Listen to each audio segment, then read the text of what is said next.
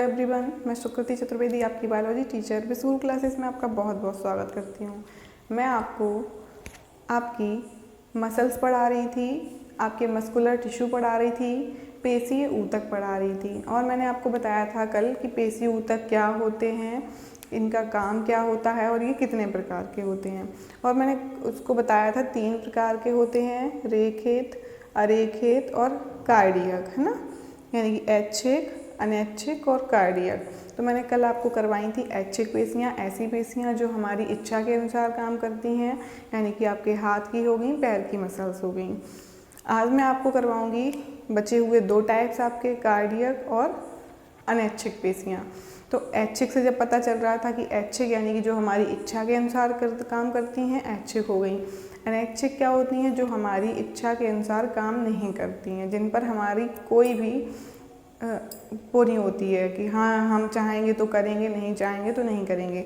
जैसे कि सबसे बड़ा उदाहरण है आपके सामने, आपकी आँखों की पलकें, ये झपकती हैं, आप चाहेंगे तो इसे रोक पाएंगे, नहीं रोक पाएंगे। तो मैं आज आपको पढ़ाऊंगी पहले अनैच्छिक पेशियाँ। इनको इनवॉलंटरी मसल्स बोलते हैं और इनको क्या बोलते हैं, इनके अदर नेम और क्या हो जाते हैं, विसरल मसल्स। इनको बोलेंगे विसरल मसल्स, यानी कि विसरल मांसपेशियाँ, ठीक है। और इनवॉलंटरी लिखा ही है, इनवॉलंटरी है ना, अनैच्छिक। स्मूथ बोलेंगे, क्यों बोलेंगे? क्योंकि इन पर कोई भी धारियाँ नहीं होती हैं। और नॉन स्ट्रिएटेड यानी कि अरेखित, अरेखित बोलेंगे क्योंकि इन पर कोई भी बैंड नहीं होते हैं ना। तो थोड़ा इसको समझ लेते हैं, पहले इनका एक फिगर आउट कर लेते हैं। देखिए, सबसे पहले डेफिनेशन पे आइए आप, इनकी परिभाषा क्या होती है। देखिए, ऐसी पेशियाँ जिनका संचालन जीव इच्छा के अनुसार नहीं कर पाता है या जीव की इच्छा के अनुसार नहीं होता है ना, जीव की इच्छा के अनुसार नहीं होता है, उन्हें अनैच्छिक पेशियाँ कहते हैं। इन पेशियों पर हल्के व गहरे रंग की धारियाँ नहीं होती हैं, ठीक है, इसलिए इनको क्या बोलते हैं, स्मूथ या नॉन स्ट्रिएटेड मसल्स, यानी कि चिकनी या अरेखित पेशियाँ बोलते हैं, ठीक है। अब ये पाई कहाँ कहाँ जाती हैं? आपकी आहार नाल होती है, उसमें होंगी। आपका जो गाल ब्लैडर होता है उसमें होंगी, पित्ताशय में होंगी। आपकी जनन वाहिनियाँ होती हैं उनमें होंगी। और किस में होंगी? रक्त नलिकाओं में। आपकी जो ब्लड वेसल्स होती हैं उनमें होंगी। और ब्लड वेसल्स की बहाल में क्या करेंगी? कॉन्स्ट्रैक्शन। इनका काम क्या होता है? कॉन्स्ट्रैक्शन और रिलैक्शन। तो ये कहाँ करेंगी? आपकी ब्लड वेसल्स की जो दीवार होगी उस पर करेंगी ऐसे, ठीक है। और आपकी क्या होंगी? मूत्र वाहिनी में पाई जाएंगी, है ना, फेफड़ों में, श्वास नली में, आमाशय में और आंत में और ब्रोंकाई। अब आपकी ब्रोंकाई क्या होती है? आपका विंड पाइप जाता है, श्वास नली गई, फिर आपकी जो श्वास नली से क्या होते हैं? फेफड़े जुड़े होते हैं, फेफड़ों में छोटी छोटी नलिकाएं बन जाती हैं, उनको हम क्या बोलते हैं? ब्रोंकाई। तो ये ब्रोंकाई की जो बॉल्स होती हैं उनमें पाए जाते हैं, है ना। अब इनके अदर नेम पता ही हो गए आपको। और इनके कैरेक्टरिस्टिक्स देखिए, ये मसल्स फाइबर्स कैसे होते हैं? Spindle shaped. तो मैं अब आपको बताती हूँ। देखो, स्पिंडल शेप्ड मैंने आपको भी जाइलम और फ्लोएम जब पढ़ाए थे तो मैंने आपको पढ़ाया था ये कैसे होते हैं, तरकू जैसे, है ना। मैंने आपको जब सेल डिवीज़न पढ़ाया था तो मैंने बताया था सेंट्रोसोम क्या करता है? स्पिंडल फाइबर्स बनाता है। और स्पिंडल का मतलब क्या होता है? तरकू। तो ये भी कैसे हैं? तरकू रूपी, है ना। तो इनका शेप कैसा हो गया?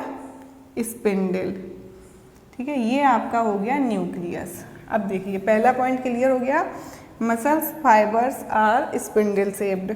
अब दूसरा है nucleus single and centrally arrange. इनमें एक ही न्यूक्लियस होता है और बिल्कुल बीच में, सेंट्रली का मतलब क्या होता है? बीच में स्थित होता है, ठीक है। और कभी कभी क्या होता है, इनमें एक से अधिक न्यूक्लियस भी मिल जाता है, ठीक है। और स्ट्रिएशन एब्सेंट, यानी कि इसमें जो पट्टियाँ होती हैं वो अनुपस्थित होती हैं। क्या है? इसमें कोई भी पट्टियाँ नहीं पाई जाती हैं, ठीक है।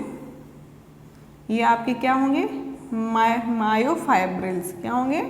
देखिए, ये में स्ट्रिएशन एब्सेंट हो जाता है। Slow and rhythmic. देखो, आपकी कल मैंने पढ़ाई थी ऐच्छिक पेशियाँ, वो कैसी है, फास्ट एकदम। हमने सोचा कि हमें अपना हाथ यहाँ ले जाना है तो हम ले गए, लेकिन इनका क्या है, ये स्लो होती हैं और रिदम में चलती हैं। धीरे धीरे मतलब इनकी जो गति होती है वो कैसी होती है, धीमी होती है और रिदम होता है। ऐसे आपकी पलकें हैं तो निश्चित टाइम के बाद ही झपक रही हैं, ऐसा नहीं है बहुत जल्दी जल्दी झपक रही हो, है ना। तो ये कैसी होती हैं, स्लो होती हैं, ठीक है। और अब इनका काम क्या हो जाता है, पेरिस्टाल्सिस। पेरिस्टाल्सिस का मतलब होता है क्रमानुकुंचन। अब आपको बताएं हम, पेरिस्टाल्टिक क्या होता है, एक मूवमेंट होता है, और इस मूवमेंट की जो क्रिया होती है वो क्या होती है, पेरिस्टाल्सिस, यानी कि क्रमानुकुंचन। देखिए आपने खाना खाया तो खाना आप जैसे खाते हैं क्या सीधा एकदम पहुंच जाता है पेट में, नहीं पहुंचता है ना। खाना क्या होता है आपके धीरे धीरे जाता है, और वो जाता किस गति से, क्रमानुकुंचन गति से, ठीक है। उसमें कौन सी मूवमेंट होती है, क्रमानुकुंचन। धीरे धीरे आपका भोजन आगे बढ़ता है। जैसे किसी पाइप में आपने क्या किया, आप एक पाइप ले लीजिए और आपने उसमें कोई जेल भर दिया, थोड़ा सॉलिड टाइप का जेल भर दिया, भरा है, अब वो उसमें अटक अटक के ही तो जाएगा। तो क्या होता है, ये जो आपका अनैच्छिक पेशियाँ होती हैं ये क्या करती हैं, दीवारों पर दबाव डालती हैं कॉन्स्ट्रैक्शन और रिलैक्शन का। जब ऐसे ऐसे मूवमेंट होता है तो आपका देखो जैसे यहाँ पे देखो, ये रही आपकी क्या, कोई मैंने मान लिया नली है, ठीक है, इसमें कोई पार्टिकल है यहाँ पे है। अब ये आगे कैसे बढ़ेगा, तो ये जो वॉल्स होती हैं, वॉल्स क्या करेंगी, यहाँ पे कॉन्स्ट्रैक्शन करेंगी, दबेगा, है ना, फिर रिलैक्शन होगा। तो दबाने से क्या, ये चीज़ थोड़ी आगे बढ़ जाएगी, फिर यहाँ पे दबेगा तो ये चीज़ यहाँ पहुँच जाएगी, यहाँ पे दबेगा तो ये चीज़ यहाँ पहुँच जाएगी, यहाँ पे दबेगा तो यहाँ पहुँच जाएगी, है ना। तो बार बार क्या होता है, कॉन्स्ट्रैक्शन होता है और रिलैक्शन होता है। तो पेरिस्टाल्टिक मूवमेंट क्या होता है कि धीरे धीरे जब इनकी भित्तियाँ कॉन्स्ट्रैक्शन और रिलैक्शन करती हैं तो वो गति कौन सी हो जाती है, क्रमानुकुंचन गति, और इसके द्वारा क्या होता है, आपका फूड पार्टिकल आगे बढ़ जाता है ना। अब देखिए ये आपकी क्या है, मायोफाइब्रिल्स। मायोफाइब्रिल्स मैंने कल आपको बताया था कि आपके जो प्रोटीन होती हैं एक्टिन और मायोसिन, वो उससे मिलकर क्या बनी होती हैं, आपके मस्कुलर टिश्यू, है ना। तो वही यहाँ पे भी पाई जाएंगी। ये आपका हो गया न्यूक्लियस, और इनमें जो साइटोप्लाज्म होता है उनको मैंने क्या बोला था, सार्कोप्लाज्म। क्या होता है, सार्कोप्लाज्म। तो यही चीज़ नोट में नीचे लिखी है, सार्कोप्लाज्म क्या होगा, इन कोशिकाओं का जो साइटोप्लाज्म होगा उसको सार्कोप्लाज्म बोलेंगे, और इनका केंद्रक कैसा होगा, बड़ा होगा और सेंटर में होगा। तो मैंने आपको बताई अनैच्छिक पेशियाँ। अनैच्छिक पेशियों को क्या बोलेंगे हम, चिकनी पेशियाँ, और क्या बोलेंगे, अरेखित पेशियाँ, और क्या बोलेंगे, विसरल पेशियाँ, ठीक है। विसरल क्यों बोलेंगे, क्योंकि ये आपके इंटरनल जितने भी ऑर्गन होते हैं उन सब में पाई जाती हैं, है ना। और इनका काम क्या होता है, ये स्लोली धीरे धीरे रिदमिक कॉन्ट्रैक्शन करती हैं और रिलैक्शन करती हैं। और इनमें कौन सी गति पाई जाती है, पेरिस्टाल्टिक मूवमेंट, यानी कि पेरिस्टाल्सिस यानी क्रमानुकुंचन पाया जाता है ना। और ये क्या करती हैं, हमारी इच्छा के अनुसार काम नहीं करती हैं, है ना। जैसे आपकी आँखों की पलकों का झपकना, है ना। और इनके जो गुण होते हैं उनमें क्या है, ये इनकी जो सेल्स होती हैं वो कैसी होती हैं, स्पिंडल शेप्ड होती हैं, और क्या होती हैं, टैपरिंग होती हैं। कैसी होती हैं, टैपरिंग एंड। इनके जो एंड होते हैं, है ना, आखिरी कोने होते हैं वो कैसे होते हैं, नुकीले होते हैं, है ना। और न्यूक्लियस सिंगल होता है, और स्ट्रिएशन एब्सेंट होता है, पट्टियाँ नहीं होती हैं, स्लो और रिदमिक मूवमेंट होता है इनमें, और इनकी जो कार्य होता है, इनका फंक्शन है वो क्रमानुकुंचन गति को करना। और ये गति कहाँ कहाँ पाई जाएगी, आहार नाल में, पित्ताशय में, जनन वाहिनियों में, रक्त नलिकाओं में, और कहाँ, मूत्रवाहिनी में, फेफड़ों में, श्वास नली में, आमाशय में, आंत में, ब्रोंकाई की भित्ति में। तो मैंने ब्रोंकाई आपको नया था बता दिया है। अब मैं आपको लिखवाऊंगी आपकी हृदय पेशियाँ। हृदय पेशियाँ क्या होती हैं आपकी, कार्डियक मसल्स। ये भी एक प्रकार की अनैच्छिक पेशियाँ ही हैं, लेकिन क्या होता है ना कि कुछ गुण इसमें किसके हैं, ऐच्छिक पेशियों के, और कुछ गुण किसके हैं, अनैच्छिक पेशियों के। तो इस वजह से इसको क्या है, अलग रख दिया गया है ना। तो आप इसको नोट करिएगा, मैं आपको फिर ये लिखवाती हूँ।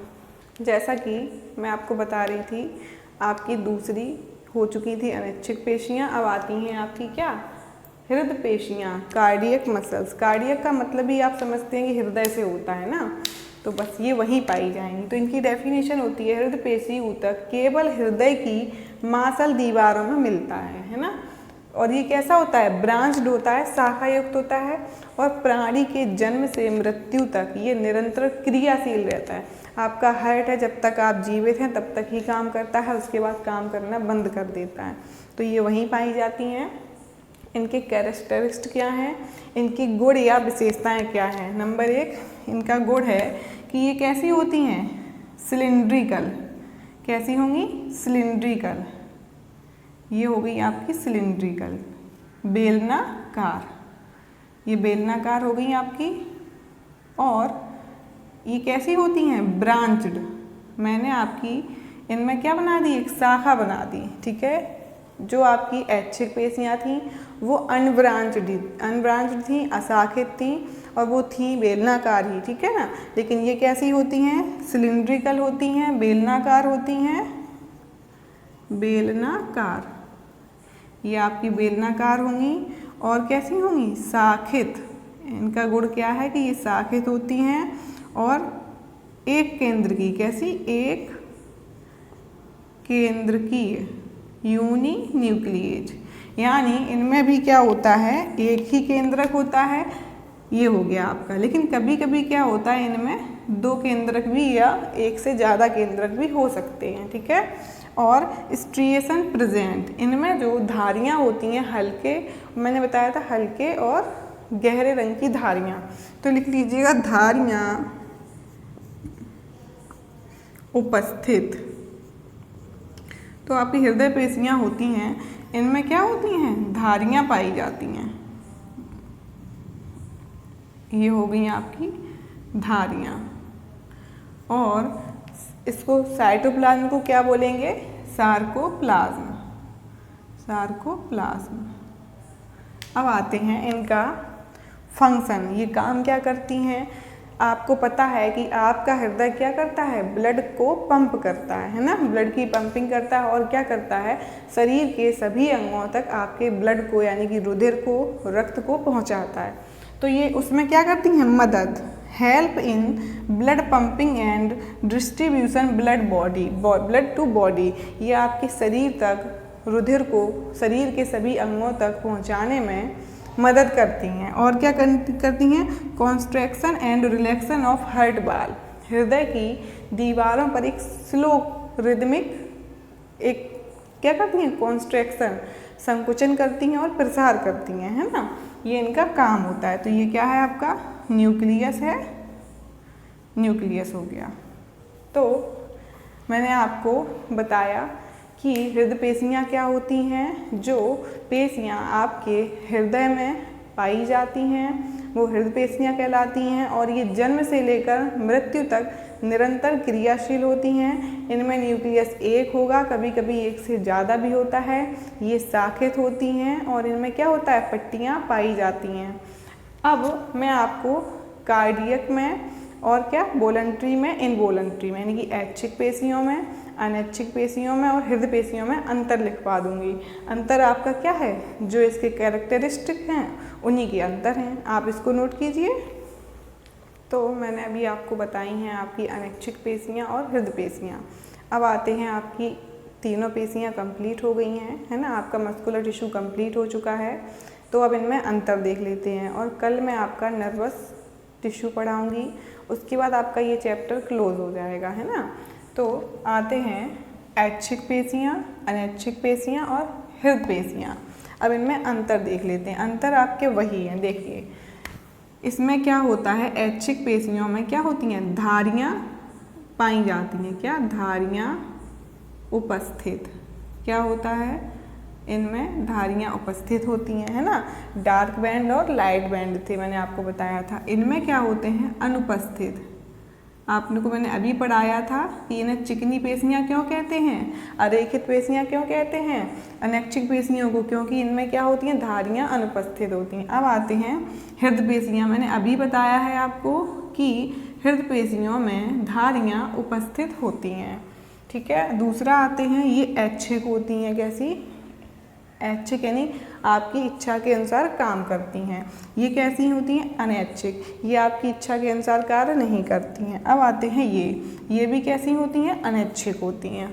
अब आते हैं आपकी जो ऐच्छिक पेशियाँ होती हैं, मैंने आपको फिगर जब बनवाया था तो बताया था ये कैसी होती हैं? Multi nucleated. इसमें क्या होते हैं? बहुत सारे न्यूक्लियस होते हैं, बहुकेंद्रकीय होती हैं। और ये होती हैं एक केंद्र की, अभी बताया था। और इसमें क्या होता है? मोस्टली एक होता है, लेकिन कभी कभी क्या होता है कि ये बहुकेंद्र की भी हो जाती हैं, है ना। और ये क्या होता है? प्रायः हड्डियों से जुड़ी रहती हैं, तो इनका नाम क्या था? Skeletal muscles. इसी वजह से ये क्या होती हैं? आपके जितने भी इंटरनल ऑर्गन्स होते हैं उनमें पाई जाती हैं, इसीलिए इनको और क्या कहते हैं? विसरल मसल्स, है ना। विसरल मसल्स कहाँ होती हैं? आपके अंतरांगों में, जैसे कि आपके इंटरनल पार्ट है ना, आमाशय है, आहार नाल है, ब्रोंकाई है, रक्त नलिकाएं हैं, पित्ताशय हैं, इनकी वॉल्स पर पाई जाती हैं, है ना। और हृदय पेशियाँ आपकी कहाँ पाई जाती हैं? हृदय की मांसल दीवारों पर। अब आपकी जो ऐच्छिक पेशियाँ होती हैं वो कैसे काम करती हैं? बहुत फास्ट, इनकी गति बहुत तेज़ होती है। आप चाहें तो बहुत तेज़ तेज़ दौड़ सकते हैं ना, आप चाहें तो धीमे धीमे दौड़ सकते हैं, यानी कि आप जैसे चाहें वैसे कंट्रोल कर सकते हैं। इनका क्या है?